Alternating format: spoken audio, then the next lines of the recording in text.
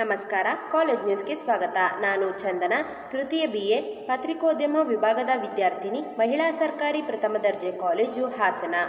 ದಿನಾಂಕ 3/3/2024ರಂದು ಮೈಸೂರು ವಿಶ್ವವಿದ್ಯಾನಿಲಯದಲ್ಲಿ ನೆರವೇರಿದ 104ನೇ ವಾರ್ಷಿಕ ಘಟಿಕೋತ್ಸವದಲ್ಲಿ ಹಾಸನದ MG ರಸ್ತೆಯಲ್ಲಿರುವ ಮಹಿಳಾ ಸರ್ಕಾರಿ ಪ್ರಥಮ ದರ್ಜೆ ಕಾಲೇಜಿನ ವಿದ್ಯಾರ್ಥಿನಿಯಾದ ಕುಮಾರಿ ರೇಷ್ಮಾ HB ರವರಿಗೆ BA ವಿಭಾಗದಲ್ಲಿ ಹೆಚ್ಚಿನ ಅಂಕಗಳನ್ನು ಗಳಿಸಿದ್ದಕ್ಕಾಗಿ ಕ್ಯಾಂಡಿ ಚಿನ್ನದ ಪದಕವನ್ನು ಪ್ರದಾನ ಮಾಡಲಾಗಿದೆ. ಕಾರ್ಯಕ್ರಮದ ಮುಂದಿನ ವರದಿಯನ್ನು ಇಂಚರ R ರವರು ನೀಡಲಿದ್ದಾರೆ.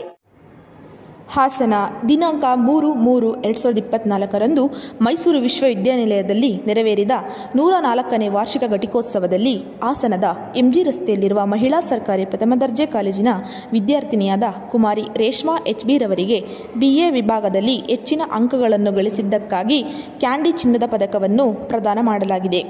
ಇತಿಹಾಸ ವಿಷಯಕ್ಕೆ 2 ಚಿನ್ನದ ಪದಕ, ಅರ್ಥಶಾಸ್ತ್ರ ವಿಷಯಕ್ಕೆ 1 ಚಿನ್ನದ ಪದಕ, ರಾಜ್ಯಶಾಸ್ತ್ರಕ್ಕೆ 1 ಚಿನ್ನದ ಪದಕ, ಒಟ್ಟಾರೆಯಾಗಿ 4 ಚಿನ್ನದ ಪದಕಗಳು, 2 ನಗದು ಬಹುಮಾನವನ್ನು ಪಡೆದುಕೊಂಡಿದ್ದಾರೆ.